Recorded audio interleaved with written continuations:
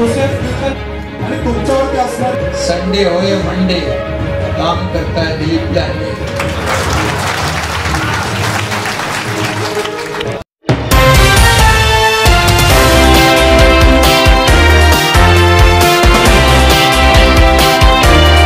खरं हा गोरगरिबांचा प्रश्न होता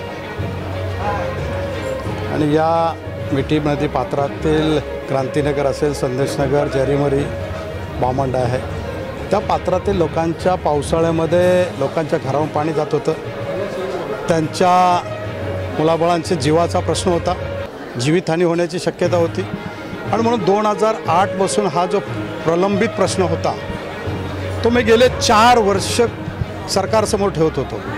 पूर्वीचे मुख्यमंत्र्यांना ते दिसत नव्हतं, ऐकायला येत नव्हतं, परंतु ज्यावेळेला मी सभागृहामध्ये सांगितलं की हे माझं शेवटचं भाषण असेल, जर तुम्ही लोकांना न्याय देणार नसेल, गोरगरिबांची घरं हक्काची देणार नसतील, तर मी माझ्या मुलाला जाळून टाकेल आणि क्रांती करेल, तो लोकांना दिलेला शब्द पूर्ण करेल।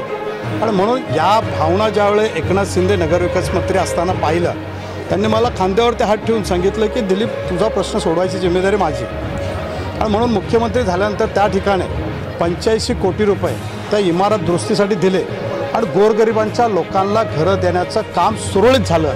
आत्तापर्यंत 3,500 लोकांना घरं दिलेली आहेत, आज 400 लोकांना आपण घरं दिलेली आहेत आणि यानंतर 638 लोकांच्या घराचे एका बिल्डिंगचं रिपेअरिंगचं काम सुरू आहे। अशा पद्धतीने 4000 लोकांना घरं द्यायचं काम आपण त्या ठिकाणी पूर्ण करतो आहे। हे 4000 लोकांचं घरं झाल्यानंतर माझ्या विभागातील 10,049 घरं ही जी लोकांना देणे आहे, ही 10,049 घरं आदरणीय मुख्यमंत्री एकनाथ शिंदे साहेबांच्या आशीर्वादाने या गोरगरिबांच्या हक्काची घरं देण्याचं काम मी पूर्ण करणार आहे। या 2 गोष्टी आहेत, एकतर रुंदीकरणाचा पण प्रश्न होता, मिठीच्या पण रुंदीकरणाचा प्रश्न होता। या घरांच्या शिफ्टिंगमुळे तो किती मार्गी लागणार आहे, किती दिलासा मिळणार आहे, दरवेळी पाण्याची समस्या असते तिथे पाण्याची। मिठी नदीमध्ये जो अडथळा होता ते हे सर्व घरं मिळाल्यानंतर मिठीचं सौंदर्यीकरण असेल, रुंदीकरण असेल, हे सर्व काम पूर्ण होणार आहे। संडे हो या मंडे काम करता दिलीप लांडे।